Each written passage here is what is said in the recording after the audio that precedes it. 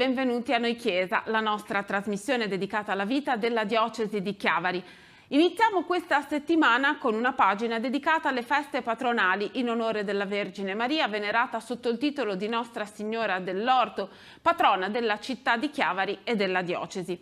E iniziamo con le nostre immagini portandovi per le strade di Chiavari, lungo le quali si è snodata la processione che ha concluso i solenni festeggiamenti mariani. Tante persone hanno voluto condividere questo momento di profonda fede e di devozione.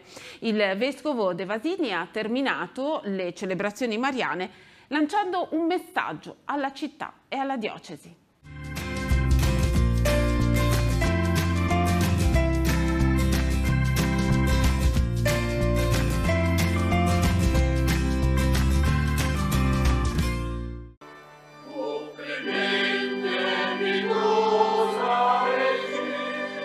Il cielo è ancora luminoso quando, come acqua che sgorga da una sorgente, un gruppo di fedeli esce dalla cattedrale di Nostra Signora dell'Orto a Chiavari.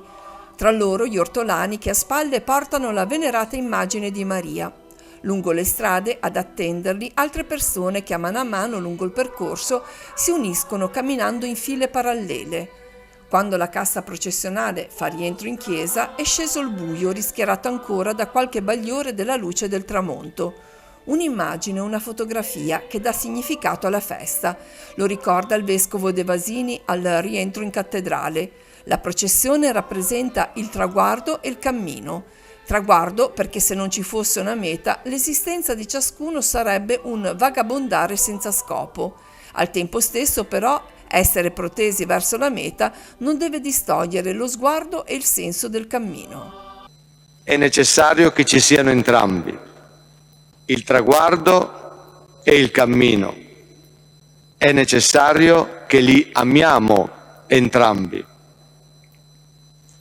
Maria ha amato il cammino e ha amato il traguardo. Per dare un senso al cammino verso il traguardo occorre vivere la vita come un incontro e non come uno scontro.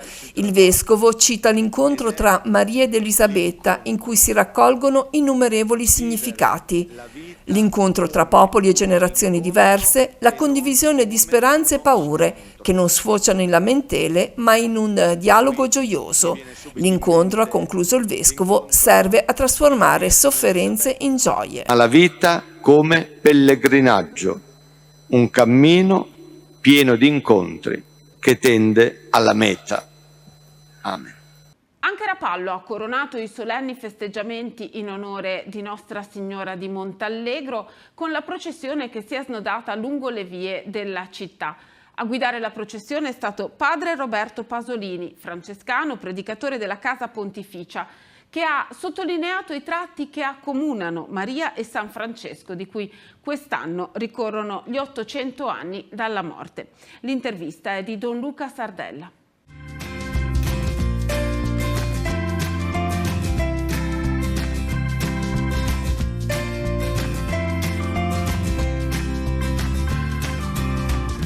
Il cammino processionale scandisce il compimento delle feste mariane. Maria, Francesco d'Assisi, due persone in cammino, forse un invito nel cammino della processione a prendere esempio da loro.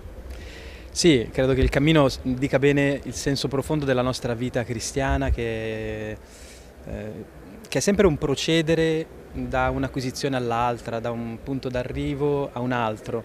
La fede ci chiede sempre di vivere e la vita è movimento, è trasformazione, per cui Maria è stata veramente una pellegrina nella fede, no? Come diciamo. Quindi seguire Maria significa anche seguire, come dire, quell'istinto di vita nuova che Dio ha messo dentro di noi con lo spirito della Pasqua, quindi significa avventurarsi anche in momenti magari un po' difficili della storia, no? Come questo, dove abbiamo scenari molto incerti davanti agli occhi, non sappiamo bene dove andare. Alzarsi e mettersi in cammino significa osare sempre il contatto con la realtà, investire sulla fiducia, sull'incontro con gli altri, perché poi non si cammina mai da soli. E Francesco, che è stato anche lui un grande pellegrino, ha secondo me un'altra modalità di caratterizzare il cammino, che è quello della piccolezza, della minorità, no? Lui ha intuito che Dio si era fatto piccolo e quindi ha voluto farsi piccolo anche lui. Questo potrebbe essere anche un modo con cui camminare nel mondo insieme agli altri senza essere prepotenti, ingombranti, assolutisti, ma facendo spazio agli altri attorno a noi, per cui quell'atteggiamento di Francesco credo che sia un bel richiamo per tutti noi, cioè le persone nuove che accolgono il Vangelo sono le persone che accettano di rimpicciolirsi per fare un po' spazio anche agli altri e per incontrare gli altri. L'esperienza del camminare chiede anche il cambiamento. Di fronte a tante resistenze sui cambiamenti, che cosa c'è di promettente in questa esperienza? Credo che per accettare i cambiamenti, che sono sempre un po' dei terremoti, dei traumi, perché ci tolgono i punti di riferimento, ci tolgono a volte la terra sotto i piedi, credo che bisogna avere tanta fiducia nel fatto che la storia, la realtà sia nelle mani di Dio anzitutto, che la realtà sia qualcosa di buono, di benedetto da Dio, non qualcosa che dobbiamo guardare con ostilità. Quindi cercare dentro, nelle profondità di quello che già c'è, nuovi appigli, nuovi punti di appoggio e di contatto. Ecco, viene in mente l'immagine anche un po' dello scalare in montagna, che è un'attività che ho fatto qualche volta, no? Quando scali in montagna, quando perdi qualche punto di riferimento ti sembra di non poter più salire, no? Poi basta vedere una piccola roccia che sporge, allora appoggi le dita e riesci a salire ancora un po' di più. Ecco, i cambiamenti sono il motore della vita e quindi ci chiedono la disponibilità ad avere una grande fiducia nel fatto che Dio ci sta conducendo verso scenari che abbiamo appena iniziato ad esplorare e alla fine culmineranno in quello che noi chiamiamo il suo regno e la sua casa. La comunità di Rapallo è salita al santuario mariano di Montallegro per il tradizionale rito dello scioglimento del voto. Il vescovo di Chiavari, Gianpio De Vasini, ha presieduto la solenne celebrazione.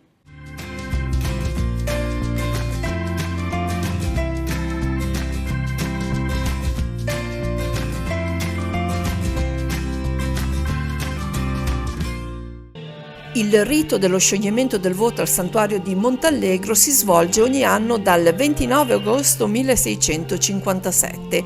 In quella data la comunità rapallese, preservata da una terribile epidemia di peste, volle sancire ufficialmente l'impegno di recarsi ogni anno in pellegrinaggio dalla Madonna, portando un'offerta e rinnovando il proprio affidamento alla Vergine. Anche quest'anno, al termine delle feste patronali, l'amministrazione comunale di Rapallo, i sestieri, i fedeli rapallesi hanno preso parte alla celebrazione che è stata presieduta da Monsignor Gianpio De Vasini. Il vescovo ha preso spunto dal Vangelo domenicale, in cui si faceva riferimento all'inizio della predicazione di Gesù e alle incomprensioni determinate da questo, al punto da suscitare il dubbio anche di Giovanni Battista, che dal carcere fa giungere a Gesù un messaggio: sei tu quello che deve venire o dobbiamo attendere un altro? La novità introdotta da questa predicazione è quella di un Dio che non si manifesta nella dottrina, ma nella vita di ciascuno. È nell'essere profondamente umani, nell'essere sensibili ai bisogni ed attenti alle necessità, alle sofferenze degli altri, che si può sperimentare la presenza, la compagnia del Padre. I dotti sapienti, coloro che avevano trasformato la dottrina dai 10 comandamenti a 613 precetti, di cui 248 positivi e 365 negativi, non comprendono il senso della predicazione di Gesù, che tuttavia è seguito da un gruppo di fedeli. Sono gli ultimi, gli emarginati, gli invisibili, quelli verso i quali rivolge l'attenzione. Accogliamo allora l'amore di Dio, e cioè il suo spirito, e con il nostro cuore dilatato da questo amore mettiamo la nostra vita a servizio degli altri, a cominciare dagli ultimi, dai semplici, dagli emarginati, dagli invisibili. E sarà gioia, gioia piena, gioia senza tramonto. Ora apriamo una pagina dedicata al villaggio del ragazzo di San Salvatore di Cogorno ed in particolare alle celebrazioni che hanno voluto ricordare i 20 anni dalla morte del suo fondatore, Don Nando Negri. Teleradio Pace ne aveva dato l'annuncio il giorno successivo, raccogliendo la commozione e le testimonianze di numerose compagne di viaggio del sacerdote. Allora in questo servizio vogliamo riproporvi le testimonianze di Monsignor Alberto Tanasini, quella del vescovo emerito Monsignor Daniele Ferrari e quella del più stretto collaboratore di Don Nando, Don Antonio Neto.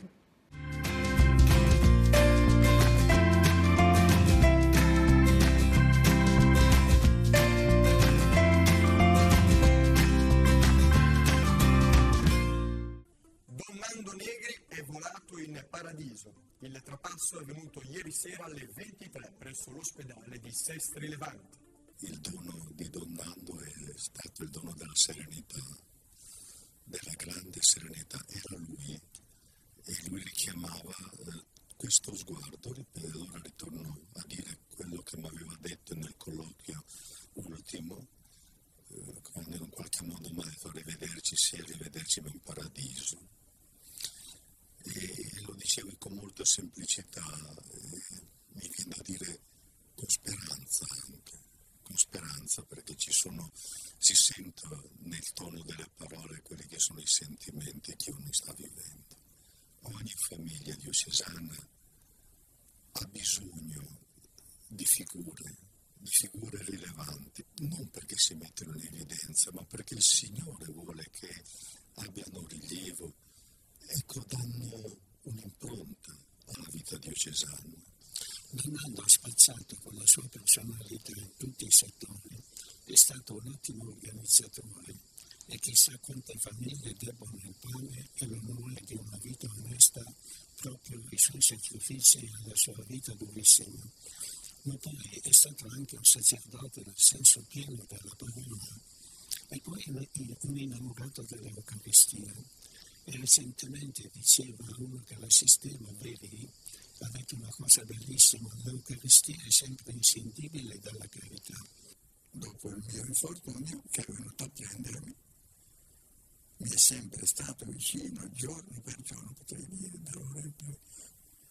E ci siamo lasciati ieri verso le 2:30, alle 3, quando mi ho detto adesso vado fra poco in cielo alla messa nella giornata eucaristica di adorazione. Ho detto per lui, ha fatto tutto il possibile per alzarsi e mi ha preso per mano perché voleva abbracciarmi, ma non ce l'ha fatta. Un sorriso e ci siamo lasciati in quel momento. E nel giorno in cui ricorreva il 20ennale dalla morte di Don Nando Negri, fondatore dell'opera diocesana Madonna dei Bambini, conosciuta come Villaggio del Ragazzo, al centro di San Salvatore si è svolta una giornata intensa di celebrazione e di memoria. Ha partecipato il cardinale Matteo Maria Zuppi, arcivescovo di Bologna e presidente della Conferenza Episcopale Italiana.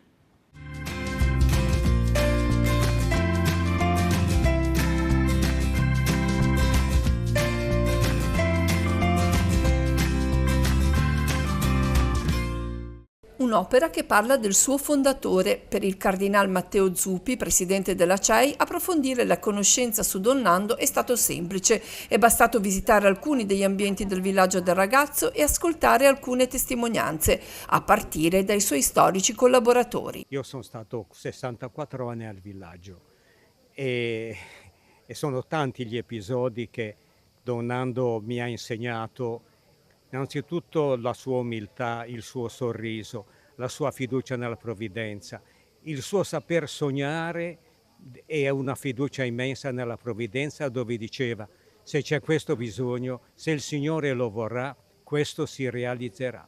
Questi sono i ricordi più belli che Don Nando mi ha lasciato. Sino ad arrivare a coloro che oggi sono chiamati a proseguire il cammino avviato 80 anni fa. Penso che abbia parlato il cuore oggi di tanti, sapendo che era una ricorrenza ma vissuta nel presente, perché la cosa bella è che abbiamo ricordato Don Nando, ma l'abbiamo ricordato riabbracciandolo e ricevendo il suo abbraccio perché è tornato a casa, e quindi meglio di così non poteva essere oggi. Chiaramente quando lo ricordi c'è l'emozione del fatto che sia salito in cielo, però poi con uno sguardo alto capisci che nella comunione piena con il Signore Lui è qui con noi, e quindi oggi è una ricorrenza di gioia, e come l'abbiamo vissuta tutti quelli che oggi sono stati qui alla messa, ed è stato un momento davvero, davvero pieno. Lui ha sempre seguito tutte le persone che ha incontrato, che ha avvicinato nella sua vita,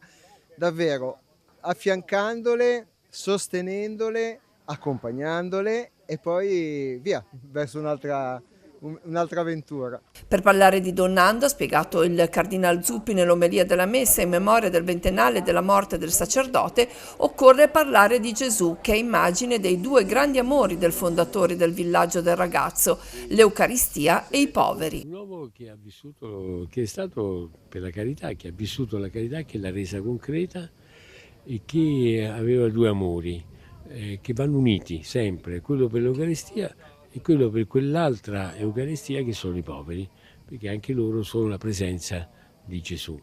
E lui le univa, per cui aveva tanta preghiera, tanta adorazione e poi tanta risposta alle domande e alle sofferenze dei fratelli più piccoli di Gesù. Ecco, nell'omelia ha dato tanti spunti, dicendo anche come inizio che Gesù ci porta a Donnando. Sì, non si capisce Donnando senza Gesù. Era un innamorato di Gesù ed è per questo che era innamorato dei suoi fratelli più piccoli, per dare futuro, speranza, protezione, cura. E lui si è sentito a casa, ha costruito una casa in realtà e ha fatto sentire a casa come deve essere. L'amore dei cristiani non è assistenziale, è quello di un parente con il proprio parente. Ecco, Donnando le difficoltà, oggi spesso si va in crisi, no? Lui sicuramente avrà avuto anche delle difficoltà, ma non si è mai arreso. E perché quando fai le cose per gli altri, e le fai per amore, e le fai anche per amore di Gesù, e non ti arrendi, no, devi trovare la risposta, ma è per amore, perché l'amore non si arrende. Se io amo qualcuno faccio di tutto, anche quello che sembrerebbe impossibile, come le due storie del Vangelo di oggi. E così ha fatto Nando, e si è affidato alla provvidenza, ma ha messo tutto, perché la provvidenza funziona se noi ci mettiamo anche tutta la nostra parte. Finiamo con l'umiltà di Donnando, ma per rendere grandi chi gli stava vicino. L'umiltà non è buttarsi via, l'umiltà è essere consapevoli e nell'amore fare le cose grandi. Solo gli uomini fanno le cose grandi, perché solo gli uomini però possono cantare il Magnificat come Maria, gli altri perdono il loro trono, oppure non sanno cantare, perché i superbi potenti poi cantano solo se stessi e non l'amore, e quindi è un canto che finisce subito. Docile allo spirito, affidato alla provvidenza, fedele nella preghiera, devoto a Maria, i tratti richiamati dal vescovo De Vasini. L'immagine del granello di senape che porta molto frutto è stata usata invece da Don Paolo Zanandreis al termine della celebrazione, dove c'è stato spazio per la consegna di 2 doni al Cardinal Zuppi. Tutti segni di una benedizione venuta dall'altro e resa concreta nell'amore, che ancora oggi alimenta le giornate dell'opera. Caro Donnando, grazie e aiutaci ad amare con gioia.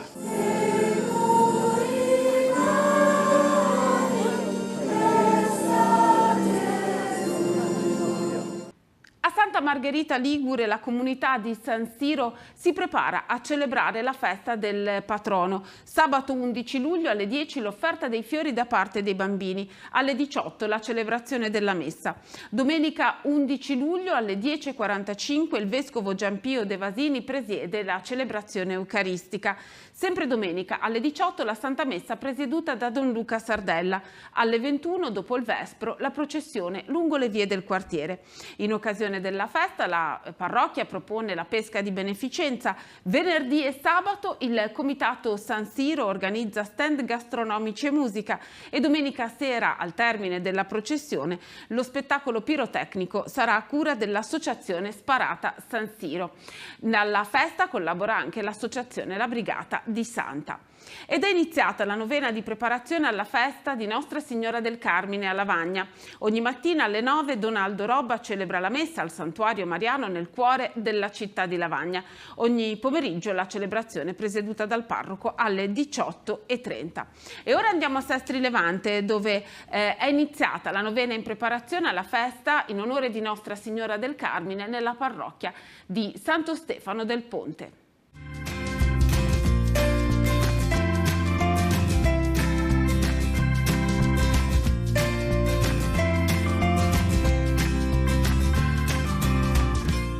Maria è madre ed è madre della Chiesa. Non è solo un titolo e nemmeno solo una forma di devozione che si ripete nel tempo con ostinata ripetitività. Nasce da questa consapevolezza e da questo desiderio il percorso che la comunità di Santo Stefano del Ponte a Sestri Levante desidera avviare nella festa patronale di Nostra Signora del Carmine. La madre è colei che genera la vita e non lo fa una volta per tutte, lo fa ogni giorno, generando desideri, sguardi, processi. Per noi tradizione vuol dire cammino, che la vita è vero che si ripete ciclicamente, ma non è mai uguale. Anzi, questo riferimento a Maria, Madre della Chiesa, non vuole essere un riferimento puramente di devozione personale oppure di invocazione di protezione che per le nostre cose, per i nostri usi, costumi, soliti della nostra comunità. Ma vuole essere un'invocazione vera, sincera, a chiedere alla Madre di Dio di aiutarci a non avere paura. In questo tempo in cui avvertiamo che la Chiesa è chiamata ad ascoltare qualcosa che invece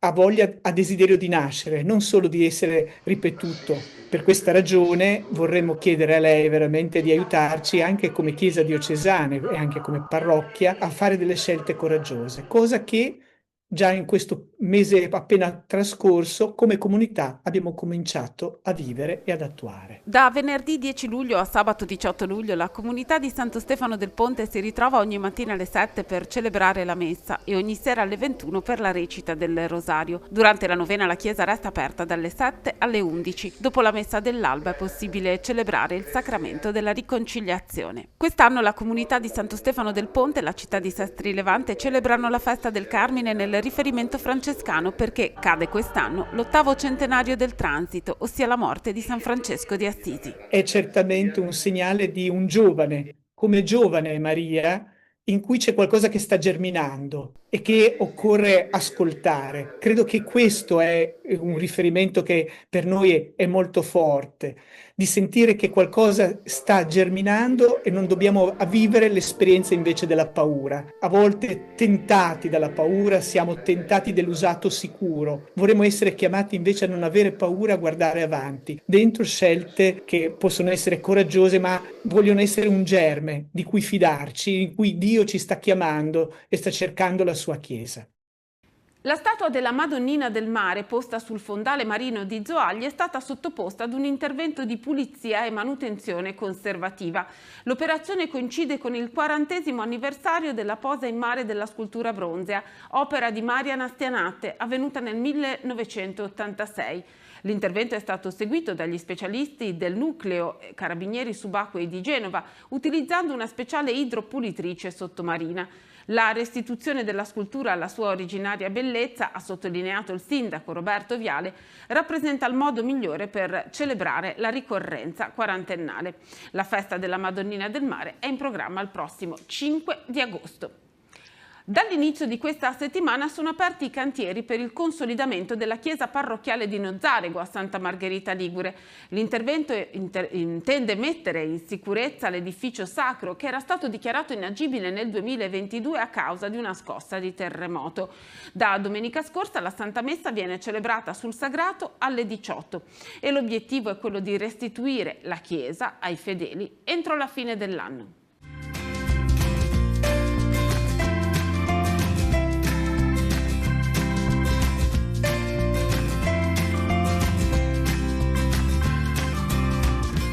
Rimane chiusa la chiesa di Nozzarego, però c'è una novità che riguarda la possibilità di avviare i lavori di restauro.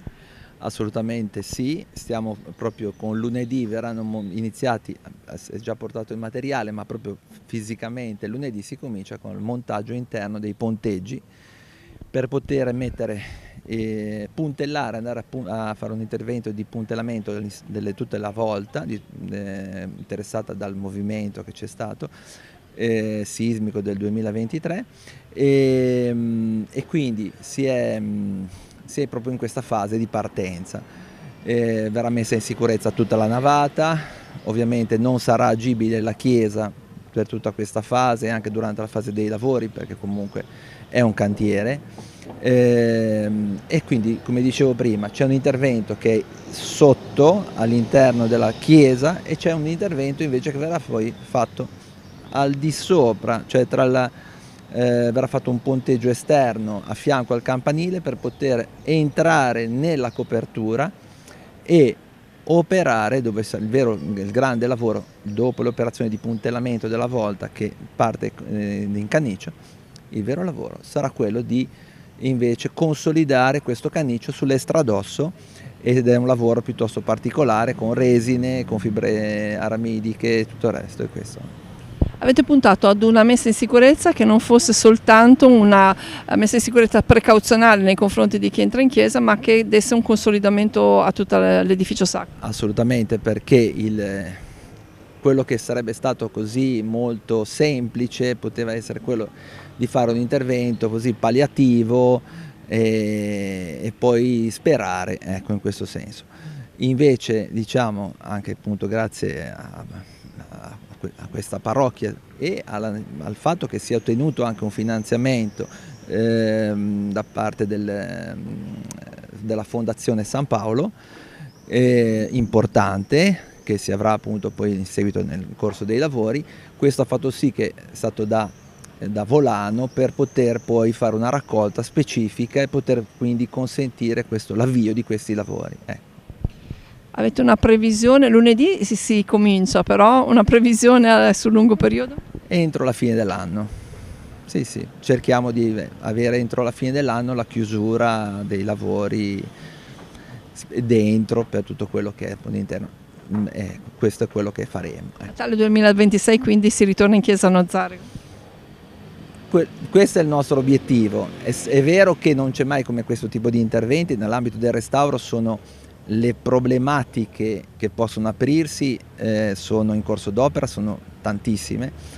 Verrà fatto adesso, appunto, abbiamo fatto un rilievo a scanner di tutto l'edificio e verrà fatto anche all'interno del sottotetto, perché come ho già detto anche altre volte, questo qui è un canniccio dove c'è un'altezza estrema tra la copertura e la volta ed è sospeso anche con canne